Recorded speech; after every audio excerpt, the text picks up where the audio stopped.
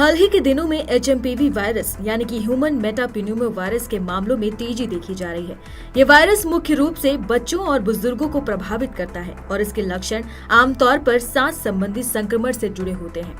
ऐसे में लोगों के मन में सवाल उठ रहा है कि क्या इस वायरस के कारण एक बार फिर लॉकडाउन की स्थिति बन सकती है। सिम्टम्स वही और लगातार बढ़ते केसेस से डर का माहौल है और सवाल भी कई हैं। भारत की बात करें तो HMPV के देश में अब तक कर्नाटक में 2, गुजरात में 1, तमिलनाडु में 2, उत्तर प्रदेश में 1, असम में 1 समेत 9 मामले सामने आ चुके हैं। इस वायरस से पूरे देश में हड़कंप है और कोविड की तरह लोग डरे हुए हैं। इन सब के बीच चीन ने इस वायरस के बारे में एक बड़ी बात कह दी है। चीन कह रहा है कि ये वायरस नया नहीं है, ये 60 साल से इंसानों में फैल रहा है। HMPV एक तरह का वायरस है जो लोगों को बीमार कर सकता है।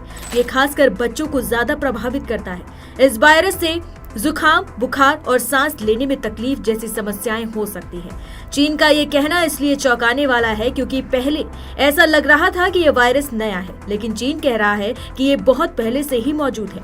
हमें इस वायरस के बारे में इसलिए चिंतित होना चाहिए क्योंकि ये बच्चों को ज्यादा प्रभावित करता है। अगर ये वायरस तेजी से फैलता है तो इससे कई बच्चे बीमार पड़ सकते हैं। इससे बचने के लिए हमें क्या क्या करना चाहिए?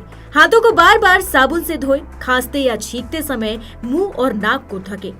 आप या आपके बच्चे बीमार लग रहे हैं तो तुरंत डॉक्टर से संपर्क करें।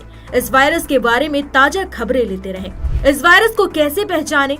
बदलते मौसम में अगर आपकी तबीयत खराब है और गले में खराश, बुखार, खांसी और नाक बहना, सांस लेने में कठिनाई, छाती में जकड़न जैसे लक्षण दिखाई दे रहे हैं तो तुरंत ही आप डॉक्टर से संपर्क करें।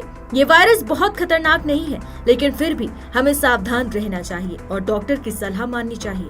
चीन ने कहा है कि वो इस वायरस को लेकर विश्व स्वास्थ्य संगठन यानी कि WHO के संपर्क में है।